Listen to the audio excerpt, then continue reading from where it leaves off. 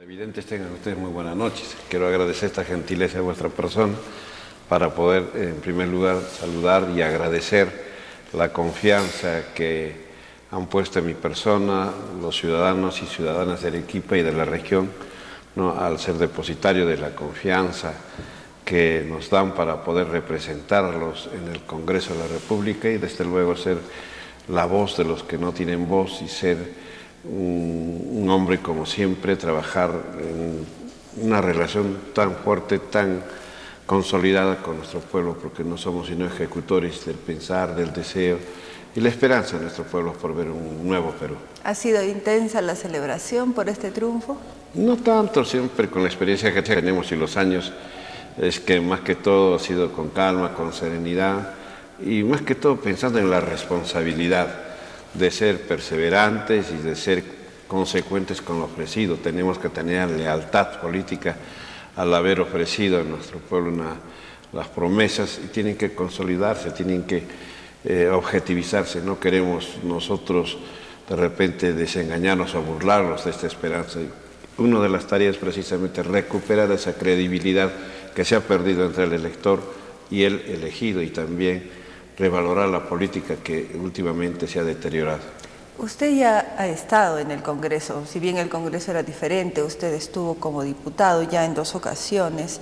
En esa experiencia usted seguramente ha evaluado hasta qué punto o qué cosas son necesarias para poder cumplir con las promesas, porque a veces un voto en solitario o una voz sin mayor eco tiene tropiezos en una propuesta legislativa en el Congreso. ¿Qué puede usted valorar de esa experiencia pasada con miras a la experiencia que se viene? Sí, irónicamente, como usted sabe y la opinión pública sabe, yo soy puneño, pero 3 veces ya parlamentario con esta ocasión. Primero tuve estar de accesitario del gran maestro de maestros Horacio Ceballos Gámez, quien falleció, luego el 85-9, eso fue en el primer periodo de Alan García, y luego el 85-90, de Belaunde, y el 85-90 con Alan García en su primer periodo, fuimos elegidos diputados por Arequipa y hoy también estamos como congresistas, ¿no? Y de acuerdo y visualizando las experiencias recogidas, aunque ya son 20 años que no estoy en la vida política, pero consensuando más o menos lo que se va, la composición de este Congreso, nadie tiene, ningún partido político ni ningún sector político tiene mayoría, todos somos minorías, y esto hace un poco más difícil, ¿no?, más difícil poder legislar, ¿no? De repente nuestro terreno va a ser más fiscalizador, pero de todas maneras habría que buscar la concertación y dar algunas concesiones a los que quieran el cambio en nuestro país, a los que quieran una lucha frontal contra la corrupción, y es decir, por lo menos lo que hemos planteado en todos nuestros aspectos educativos, de agricultura y en lo social fundamentalmente. Entonces, sí, como vemos que somos minorías, todos los sectores, habría que ver las posibilidades de hacer algo. Y más que todo, hago un llamado muy fraterno a todos los candidatos. Ayer, hoy y posteriormente juramentarán los 6 congresistas por Arequipa a trabajar en forma unida, porque somos depositarios de la confianza de toda la región. Claro que después de juramentar vamos a ser congresistas a nivel nacional, pero debemos tener la actitud solidaria con los intereses del pueblo por encima de hegemonismos políticos, por encima de intereses individuales, incluso partidarios. Tenemos que trabajar por Arequipa. Probablemente usted sea, si no uno de los pocos, quizás el único político de nuestro medio con más consecuencia, ¿no? Siempre ha estado usted en la izquierda. ¿Usted cómo analiza, por ejemplo, el resultado de la primera vuelta? Muchos quieren interpretarlo como la respuesta de los que se sienten ignorados por el sistema, se sienten apartados de la supuesta bonanza económica. ¿Es así o hay un caudal de votación que, como usted, obedece a una ideología, a un pensamiento? Sí, yo creo que concordamos con el concepto que usted maneja sobre las desigualdades que han habido siempre en nuestro país. Han habido postergados y privilegiados. Entonces nosotros tenemos que buscar ahora la igualdad de satisfacciones de las necesidades, no tanto de todos los ciudadanos, ¿no? Que no haya privilegios. Incluso nosotros estamos porque la inmunidad parlamentaria debe desaparecer, porque la inmunidad parlamentaria da lugar a que la corrupción impere desde la cabeza hasta el final. ¿Lo va a proponer usted como ley? Lo vamos a proponer porque eso también lo han propuesto los 6 elegidos, ¿no? Ojalá que ahora se acuerden y lo pongamos en práctica, porque la voz de uno solo no es tan fuerte como de los 6, y muchos que quieren este cambio. Nosotros entendemos de que en este aspecto sí tenemos que ser más bien cáusticos en la fiscalización. Nosotros no podemos permitir también que los congresistas gocen pues de una inmunidad y no sean objeto, por ejemplo, de la revocatoria, porque se le da un cheque en blanco para 5 años. También el se va presidente a proponer también la revocatoria, también al presidente de la República, así como lo tienen las demás autoridades elegidas, como los concejales, los presidentes regionales o también los alcaldes. Entonces tenemos que buscar un país de igualdad de condiciones, no solamente en el aspecto político, sino en el aspecto alimentario, en el aspecto salud, en el aspecto educativo y social. En esta segunda vuelta se está hablando mucho y se está llegando a mucho tipo de ataques hacia las 2 opciones que han quedado para las elecciones, ¿no? Uno de los puntos que se le critica mucho al plan de gobierno de Gana Perú es la relación que plantea con los medios de comunicación. Usted incluso ha sido columnista en Diario Correo hace muchísimos años. Sigo escribiendo también en La República, ¿no? Tiene un contacto más directo, más cercano con lo que es la prensa. Probablemente a veces de lejos se los ve como los malos o los eternamente equivocados, ¿no? Desde esa experiencia y bueno, desde su perspectiva también del partido, ¿cómo cree usted que se puede plantear? ¿Realmente hay motivo para preocuparse o cuál es la mejor alternativa para un mejor manejo de los medios? En realidad, estas elecciones se han caracterizado por los ataques, ¿no? Por la guerra sucia. No ha habido un debate amplio de planes de gobierno, de un ideario que tengan los partidos, porque los partidos también están en crisis a nivel nacional. No podemos hablar de partidos, sino de repente de máquinas electorales que juegan cada uno sus intereses. Y cuando se hace en esta guerra sucia precisamente la patraña de la derecha hacia Ollanta-Humala, ¿no? ¿Es una patraña? ¿no? Una patraña política dentro de este consenso de la guerra sucia. Se le hace cuando se le ve todo lo de malo, ¿no? Se lo sataniza, se le hace aparecer como un ogro políticamente, como un dictador. ¿Usted puede decir que va a haber buena relación con los medios? Tiene que haber, y lo ha dicho Ollanta hace unos días, va a respetar la libertad de prensa. Pero desgraciadamente pues hay una prensa cosmética en la capital de la República que tiene ciertos grupos de poder, ciertos grupos económicos que tienen los medios de difusión. Y hasta entender qué hay que hacer con esta prensa cosmética, eliminarla, sacarla, controlarla, yo creo que hay que hacer un llamado fraternal. Queremos una prensa pues veraz, como decía alguien, no mendaz, ¿no? Una prensa que sea un referente en la vida de los ciudadanos. No queremos que se maquille, que se distorsione, por eso Pero digo, tampoco esperarán un apoyo, digamos, no, forzado, de ninguna manera. Porque tampoco queremos una prensa parametrada, ¿no? Que podría tener cierto sector empresarial que por último son los dueños de los medios de comunicación, probablemente una visión crítica de lo que sea un gobierno nacionalista.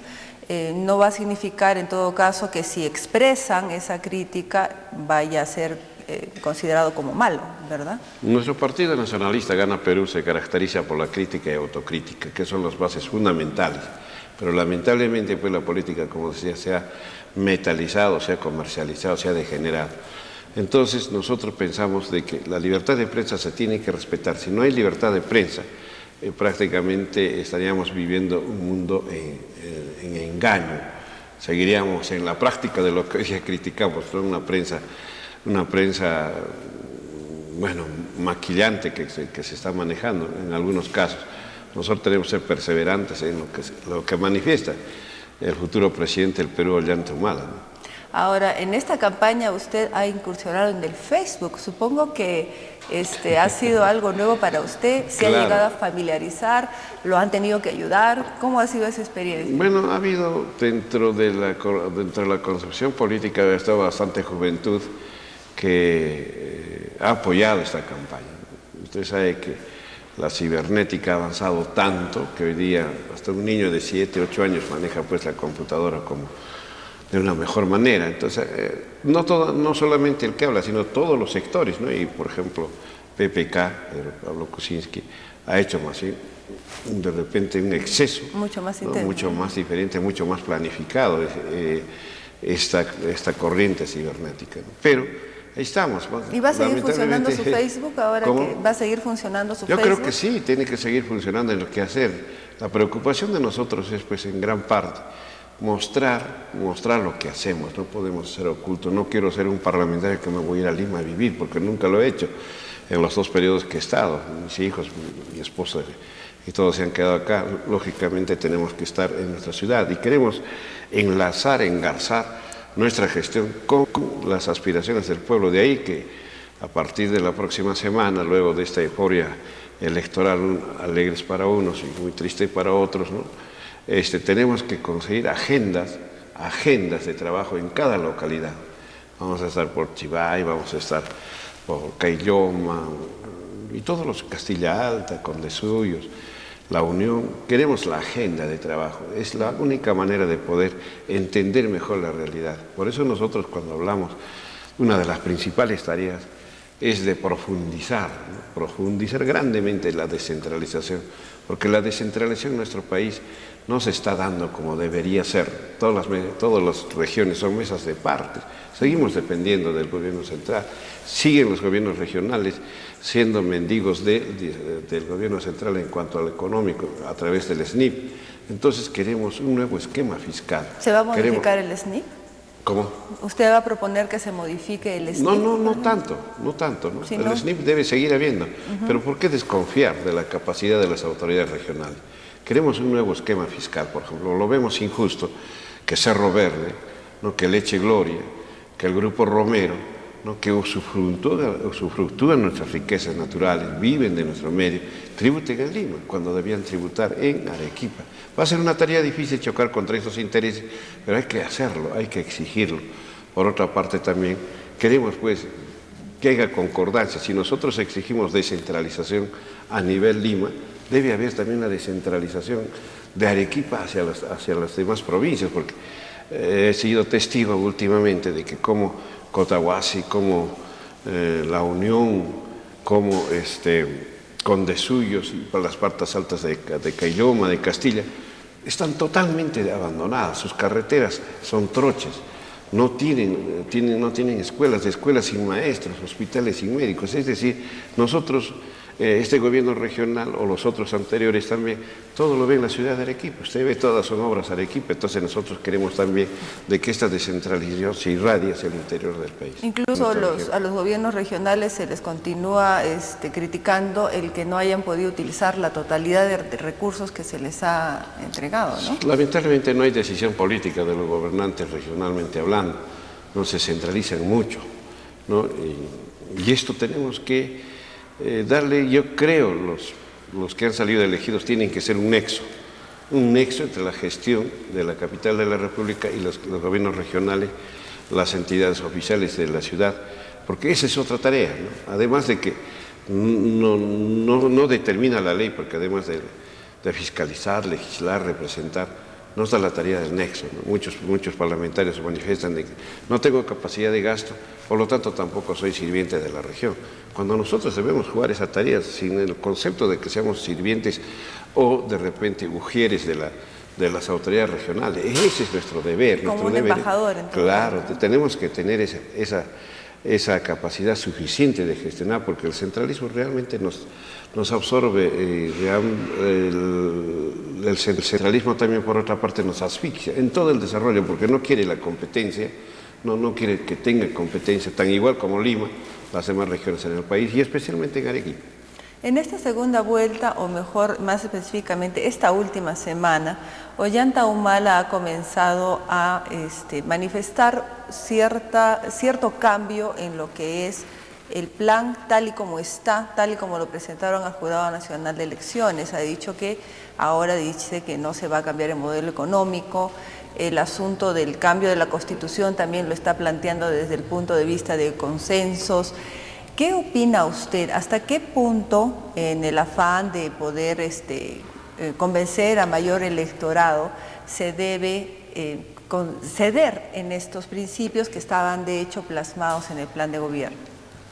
Ollanta también ha manifestado de que queremos ser gobierno, debemos ser gobierno, y para ser gobierno tenemos que tener un proyecto nacional en el que se tiene que sacrificar de repente algunas concesiones y hacer ciertos, no alianzas, no alianzas políticamente hablando, sino ciertos acuerdos, ¿no? Y esto se ha practicado en todo sitio. Veamos Brasil, como Lula ha tenido que concertar incluso con sectores de la gran industria y algunas transnacionales y otros países también. Entonces esto no es raro. Tenemos que contemporizarnos de acuerdo a la necesidad de lo que el pueblo quiere. El pueblo quiere cambio, los demás también quieren cambio. Pero entonces, ¿qué hay que hacer acá? Ver la unidad nacional. Queremos una unidad nacional para gobernar, porque caso contrario caeríamos en el sectarismo, en el verticalismo de siempre, buscar el interés personal. Nada raro es, tampoco, mañana seguro que en la prensa va a salir satanizada la situación de que PPK o Pedro Pablo Kuczynski ha visitado a Ollanta Humala en el partido, ha visitado también a Keiko, ¿no? Entonces nosotros entendemos que esa es la política de buscar consensos, pero también hay algunas instancias que no son negociables, ¿no? Por ejemplo, la lucha contra la corrupción tiene que ser sí o sí.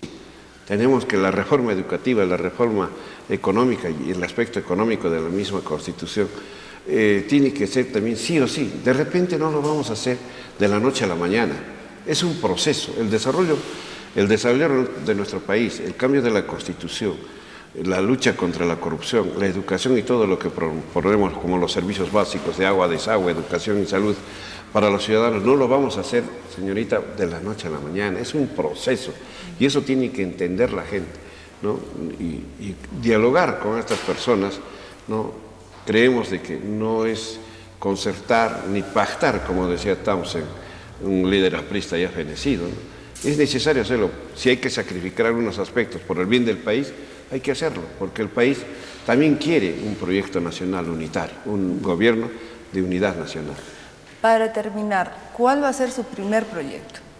Nuestro primer proyecto, además de visualizar el contexto, lo acabo de manifestar, ¿no? Es profundizar la descentralización. Es una tarea ineludible. Mientras no tengamos un gobierno regional Arequipa, específicamente en nuestra región, no tengamos esa autonomía económica, social, política, van a haber conflictos, va a haber siempre falta de decisión, ¿no? Y va a ser el plurito de que, bueno, Lima no quiere, porque hay incluso, señorita, dualidades en funcionalidad. Provías, por ejemplo, hay Provías Nacional que construye carreteras en la región Arequipa.